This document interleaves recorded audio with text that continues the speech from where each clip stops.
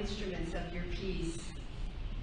I was really inspired this last week by that prayer of St. Francis, and so I made my whole talk around that. I wasn't intending to, and I just kept being drawn back to that prayer. So I want to remind you that we have, at the end of our service, gold nuggets. So if something I say really speaks to your heart, jot it down, and then you can come up and share how something you relate to, something that I've spoken about today. So the prayer of St. Francis is really about moving from what is to what's possible. Moving from hatred to love, from forgiveness, pardoning. And this month in the Centers for Spiritual Living is all about relationships. And as Reverend Jim Lockhart talked about in a recent Science of Mind magazine, our primary and most important relationship is with Spirit, or with the God of our understanding. And the second is with ourselves, for that's how we express and exist in the world. And finally is our relationship with others. All of these are based on the quality of our primary relationship with Spirit and self. So when we're in alignment with those, the relationships we have in society, or in our community, will be authentic, will be more loving. So we are invited to look at and to look for ways we can engage ourselves to nurture and embody healthier, compassionate, more equitable, and loving relationships for everyone. Our founder of Science of Mind, Ernest Holmes, said, an attitude of quietness and confidence, a listening attitude of speak, Lord, thy servant heareth, will open the way for the voice of Spirit to speak to the inner ear. We can so train our ears to listen to the divine harmony within that we shall reproduce its melody, rhythm, and beauty in all our ways. Living, moving, and being the expression of a unified society calls us into a new paradigm, doesn't it? A new evolved way of being, where we actually practice the teachings and the principles of what St. Francis talks about in his prayer. And we recognize the change within us with divine guidance will transform our world. So St. Francis was born Giovanni di Pietro di Bernardone, better known as Francis of Assisi. He was an Italian Catholic friar, deacon, and mystic. In his famous prayer, it's interesting, there's a tone of setting an intention through declaration. There's no expression necessarily of gratitude through the words.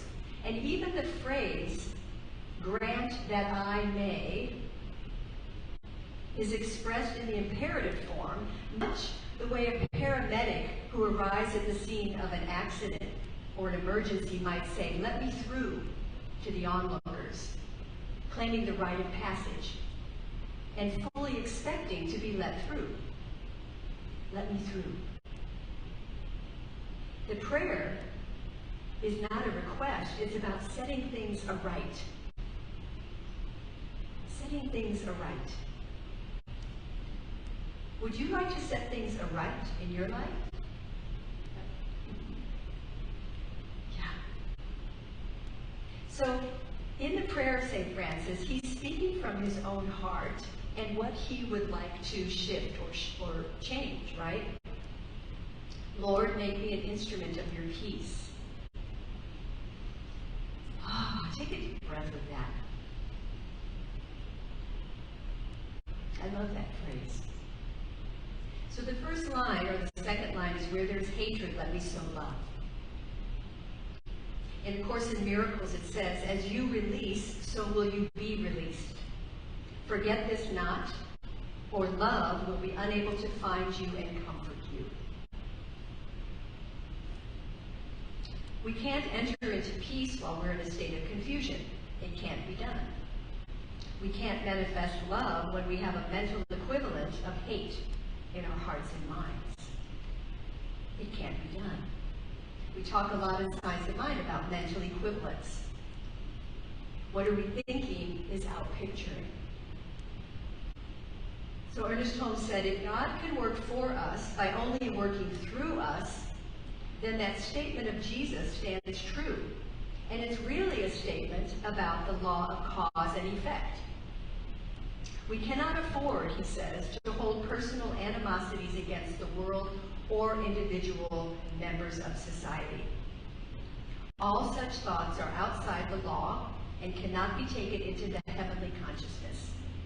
Love alone can beget love. Now, that doesn't mean we have to agree with everything that's out in the world. But we want to pay attention to where we're directing, if we're directing, hate and animosity and blame. Reverend Maggie reminded us just last week, our words have the power to pollute or purify. Remember that? And so do our thoughts. Think about that. Our thoughts have the power to pollute our mind or to purify it. So what can you do to introduce love or understanding to a situation where you see hatred present? Just think about that. What is yours to do? And are you willing to take a stand for love? I see some nods. And where there is sadness, joy. So sadness is something we've all experienced, right? In varying degrees of loss or upset. I remember during the early days of the pandemic, I was really sad that we couldn't come together. I was really sad that I missed opportunities to go do things that I was used to. When I moved, I was sad that I left my old house. There's many ways that we are sad, but we don't have to live in it. We can acknowledge that I am feeling sad, and then allow that energy to move through us to create an opening for the possibility of joy. It's just energy. Remember, where our attention goes, our energy flows. So think about a time when you were sad in your life, or maybe recently, and someone's act of kindness was able to help you restore your joy. I'm sure you have an instance in mind. And what were the elements of their action that made it possible for their gesture to reach you and create a shift in you? Helped you return to smiling, to relax a little bit. I am an instrument of peace. I invite you to say that with me. I am an instrument of peace. It's going to be our mantra today. And where there is doubt, faith. So again, he's working with the idea of where he is and where he wants to go. Where there is doubt in me, faith. So Ernest Holmes said, in order to have faith, we must have a conviction that all is well. Might not look like it.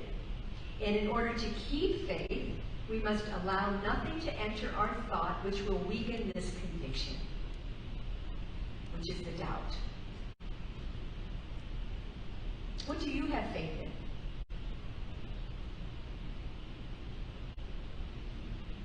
That's a big question, isn't it? When we think about, what do you have faith in?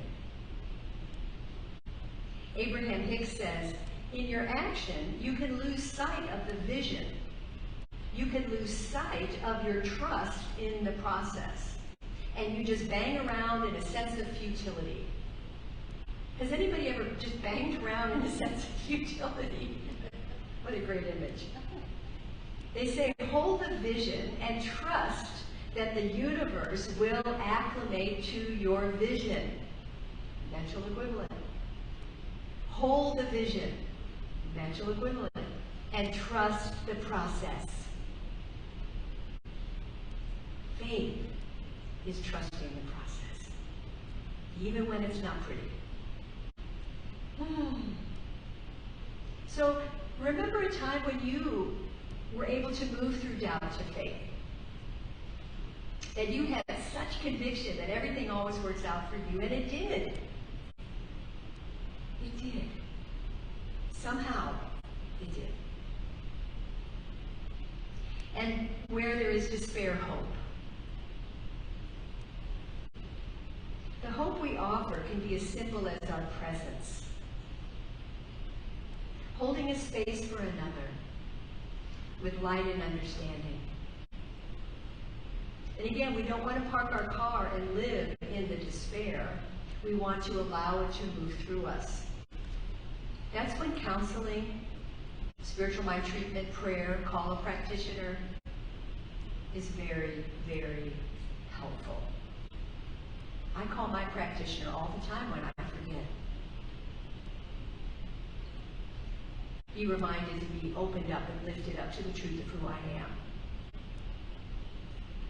So author Beth Roth says compassion arises when we meet pain or suffering with love or despair. The Pali word karuna, which translates into English as compassion, literally means the trembling or quivering of the heart in response to a being's pain.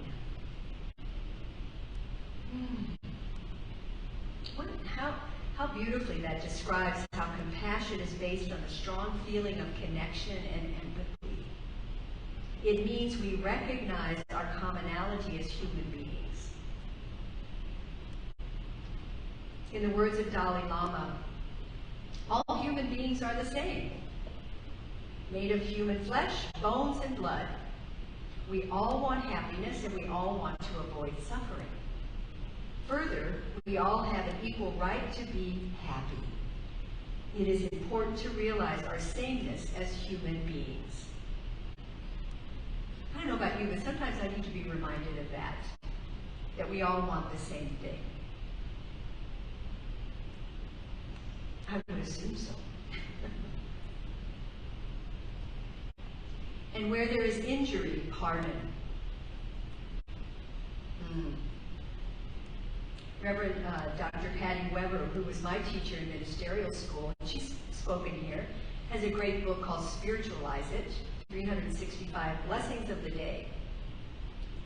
And yesterday was perfect for this idea of where there is injury, pardon. She said, "Dear ones, a huge branch had fallen off an old oak tree, blocking access to the shore of our beautiful swimming hole. A couple of happy chainsaws and a few trips to the fire pit to burn the branches was what it took to create a clearing. Forgiveness is a shift in perception that removes a huge block in our alignment with Spirit. To not forgive is like drinking a little poison each day and expecting the other person to die. Forgiveness is a cleansing of our divine matrix, our vibrational field. It heals misperceptions and takes us to a higher vibration. Forgiveness heals the body, mind, and soul, and it brings in the light again. Forgive and feel the clear channel to God open up, and the heavens sing your name." And forgiveness is not a one-time thing, as we know. We teach classes here on it. I counsel people all the time. It's a daily practice. Forgiveness. Powerful. I am an instrument of peace. Let's say that again together. I am an instrument of peace. And just notice the more we say that, how it sort of settles into your being. Grant that I may not so much seek to be consoled as to console. The definition of console is to comfort or offer solace. Like empathy, which is the ability to understand and share the feelings of another. And in the science of mind, we consider ourselves metaphysicians. And we believe that everything begins and ends in consciousness. So let's explore our own beliefs about others in society and where we're open or closed to them. Do we have a closed heart? Are we willing to open to others having their opinion? Because we have access here to a teaching and many tools and practices that can change how we look and are in the world, and thus changing the actual foundations and structures of our very society. That's exciting. But we have to use these practices and principles daily, moment by moment, remembering where we are in the divine.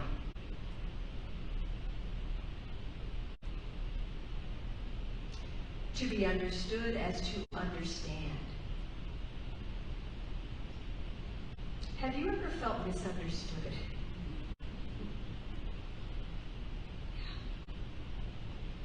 Yet if we have the courage to speak our truth and are willing to listen again to others' opinions that may be different than ours without blame, a miracle of understanding can occur.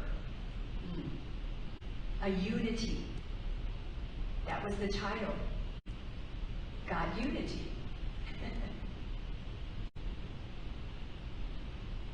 Can we come to an agreement of wanting the highest and best for everyone? That's a really big thing to think about. I only want the highest and best for you. I say that often to people on television that I'm irritated by on the news.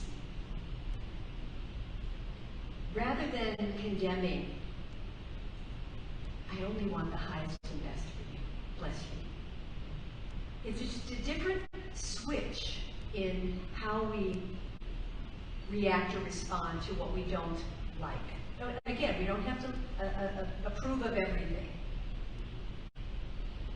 But pay attention, because it closes our heart when we point fingers. St. Francis reminds us in this beautiful prayer that the true way out of our feelings of separation is not to seek understanding only from others, but to go within, to reach within to ourselves. Lord, make me an instrument of thy peace. If you started every morning with that phrase, I am an instrument of peace, see what happens. Try it as an experiment. Maybe things would show up a little differently in your life. Maybe you'd speak differently. Maybe you'd hear something differently. To be loved as to love. Everything on earth and in the heavens, the stars, the animals, the sun, and the moon, were Francis's brothers and sisters. I think there's a movie about St. Francis called Brother, Son, Sisters. He felt connected. He felt connected to all living things. And nothing, whether a tree, a pool of water, a leper, a wild beast in the woods, was too insignificant for his concern. He was so open-hearted and open at the top, as we say here. He danced through the world, embracing everything he saw. And I cannot help, and I don't know about you, I cannot help but feel inspired when I reread Francis's prayer of joyous faith and love. Lord, make me an instrument of your peace. Period. Period. It's really quite simple.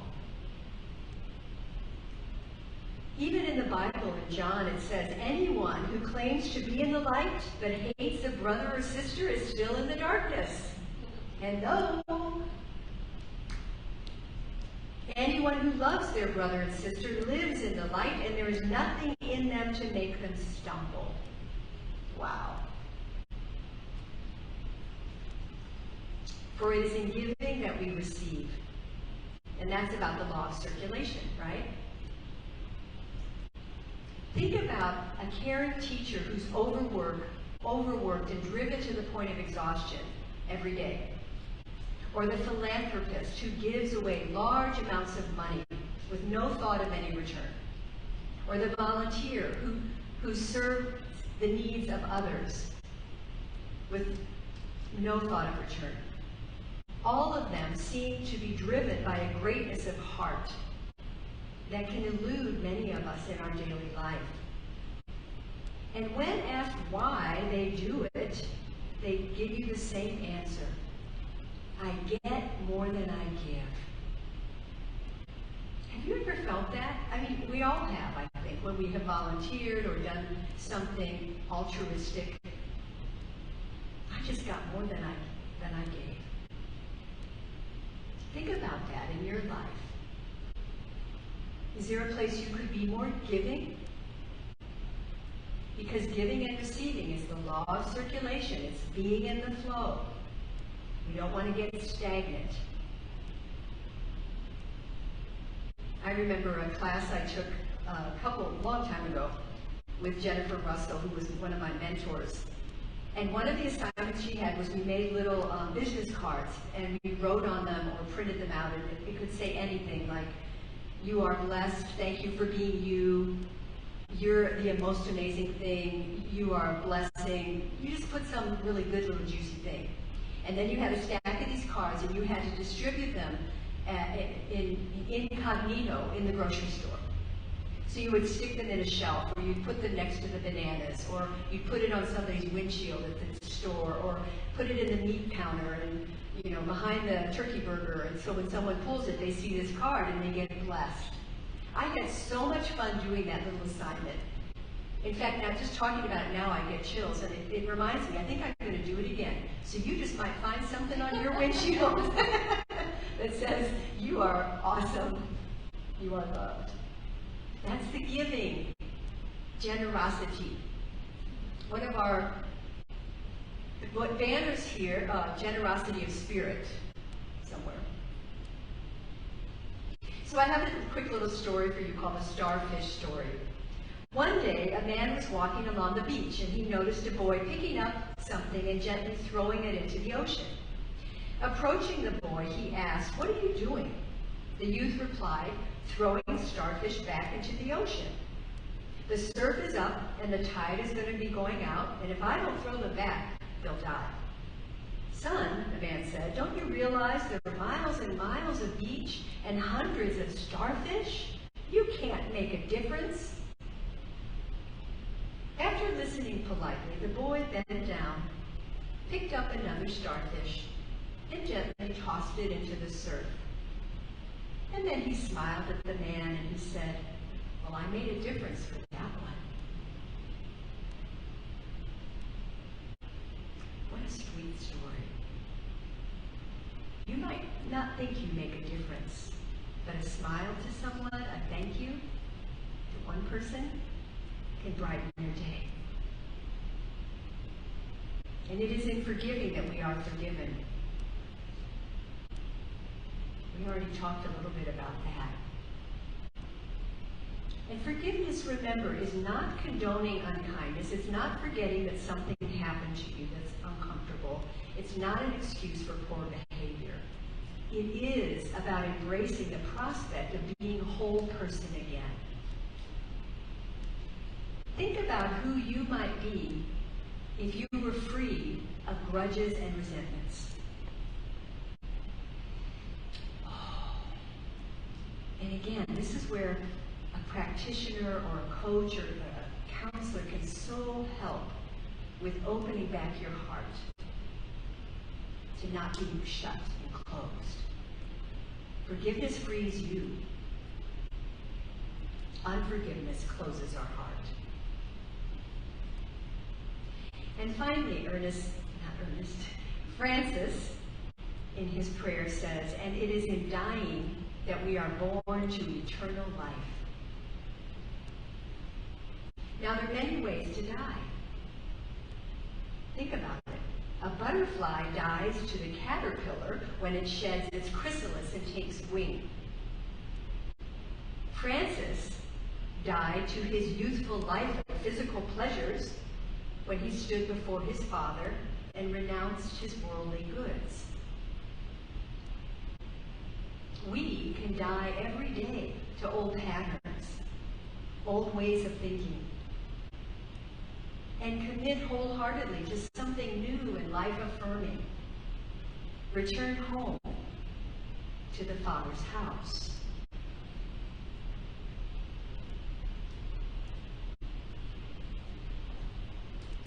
I'll close with Ernest Holmes. In the back of the textbook, page 470, and this is from the teachings of Jesus. The universe holds nothing against us. No matter how many mistakes we have made, we are still perfect beings within. And the within may become the without, if we will carefully train ourselves to listen to the inner voice of truth which speaks to us in our moments of quietness and solitude.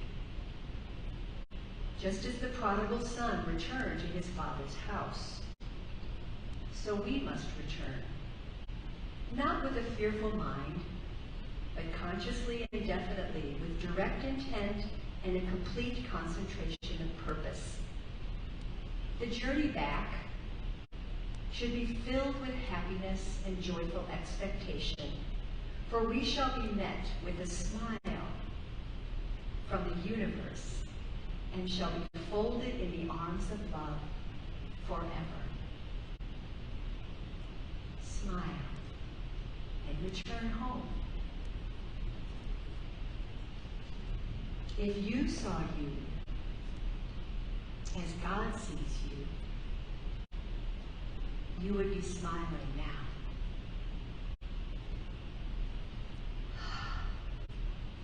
I am an instrument of peace. I am an instrument of peace. Let's take that into prayer.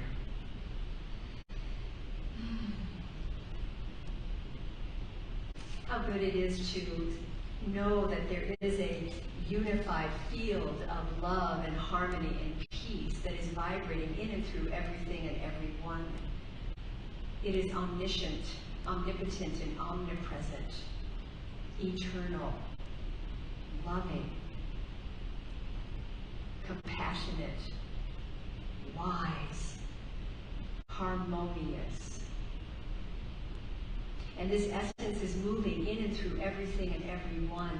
So I'm grateful today to remember and recognize that it is in me as me, and it is in each of you as you, unique expressions of the one power, one heart, one love.